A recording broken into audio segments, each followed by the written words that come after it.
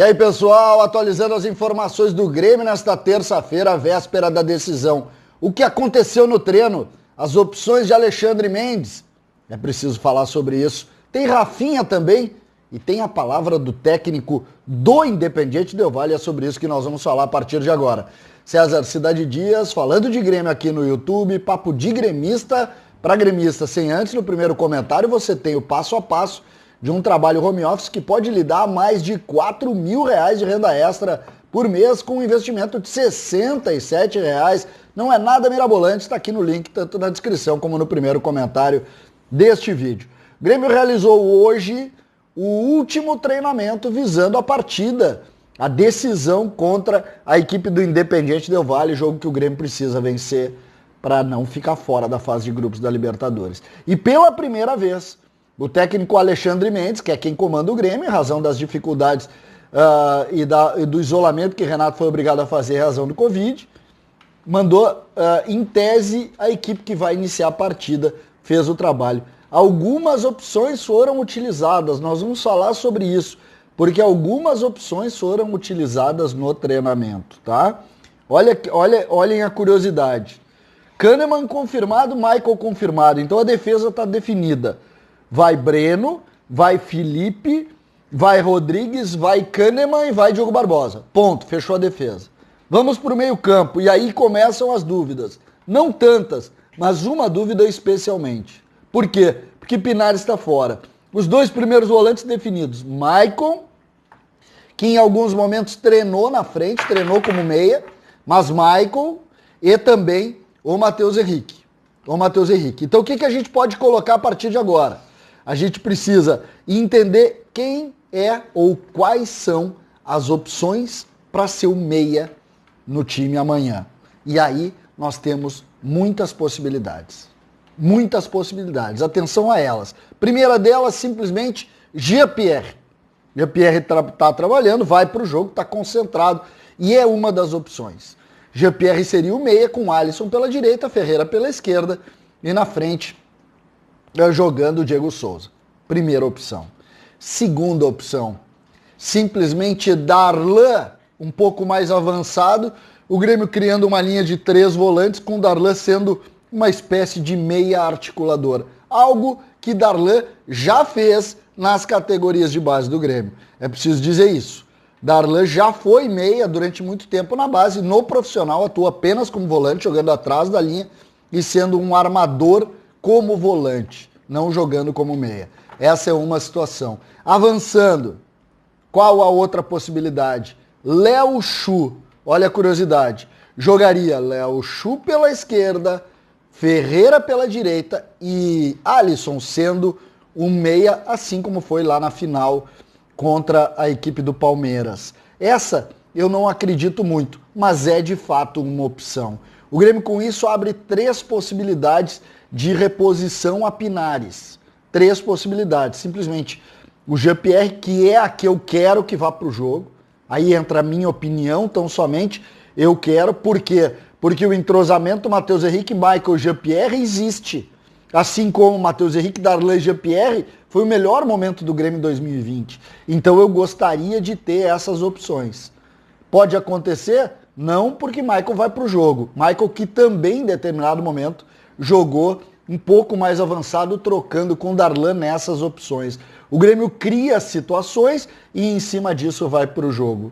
Como eu disse, eu quero ver Jean-Pierre, mas pode ser Alisson por ali, entrando Léo Chu pelo lado, e pode ser simplesmente Darlan revezando com Michael na função de meia. O Grêmio definido, lembrando, precisa jogar. Outras curiosidades do treino de hoje, uma delas, Rafinha.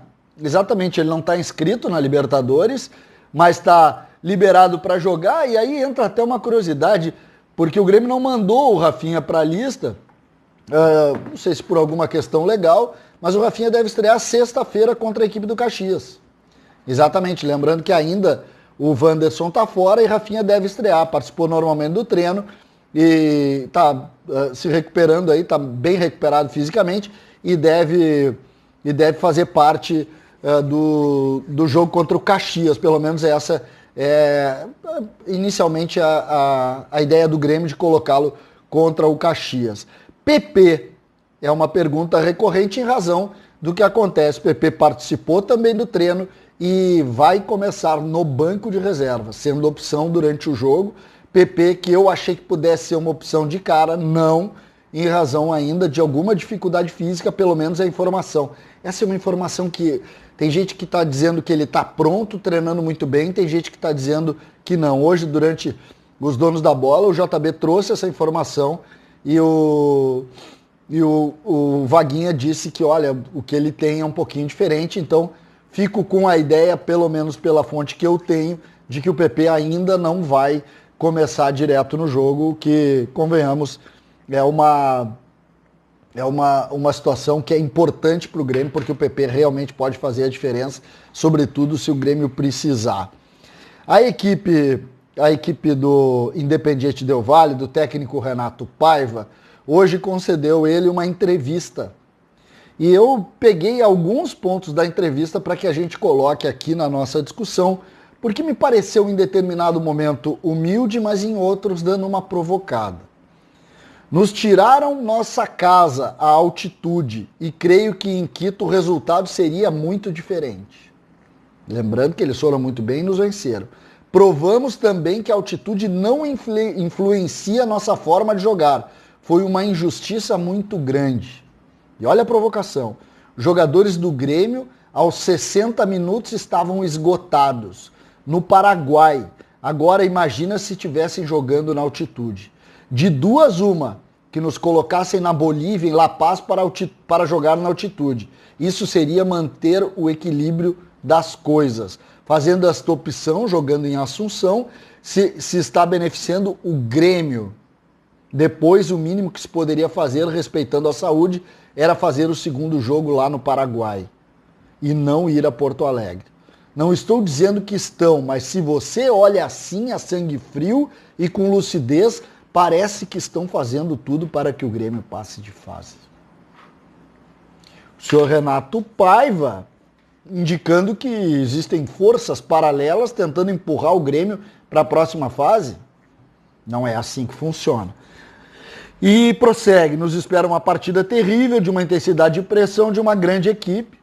E aí ele elogia o Grêmio, não podemos esquecer que o Grêmio é o terceiro time do ranking da Libertadores, atrás de River e Boca, é o clube brasileiro com o maior ranking, que faz um investimento forte, recuperou jogadores e vai ser um jogo terrível, diz o senhor Renato Paiva, que tem um bom time na mão, essa é a verdade, o time confirmado com o Ramírez, Richard Schuch, William Pacho e Luiz Segovia, José Hurtado, Christian Pellerano, Lorenzo Faravelli e Béder Caicedo, Christian Ortiz, Pedro Vitti e Brian Montenegro. Ele joga no 3-4-3.